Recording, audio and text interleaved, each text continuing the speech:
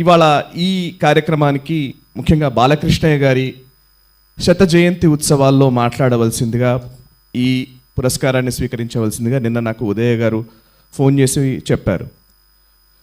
నిజానికి ఇప్పుడున్న ఎలక్షన్ హడావిడిలో ఒక రకంగా చెప్పాలంటే మొత్తం పొలిటికల్ యాక్టివిటీలోనే నిమగ్నమైపోయి ఉన్నాం. ఛానల్ని విస్తరించే క్రమంలో కావచ్చు, ఇంకోటి సరిగ్గా ఈ ప్రైమ్ టైంలో ఇక్కడికి రావడం అనేది ఉండే. బట్ ఉదయ గారు మాట్లాడిన చాలా తక్కువ టైం, 2 minutes మాట్లాడి ఉంటారు వారు ఫోన్లో. ఆ 2 minutes మాత్రం చెవులు ఇలా పెట్టుకొని మొత్తం అసలు ఎక్కడ ఒక్క మాట కూడా ఆమెని ఇంటరప్ట్ చేయకుండా అలాగే వింటూ ఉన్నా 2 నిమిషాలు.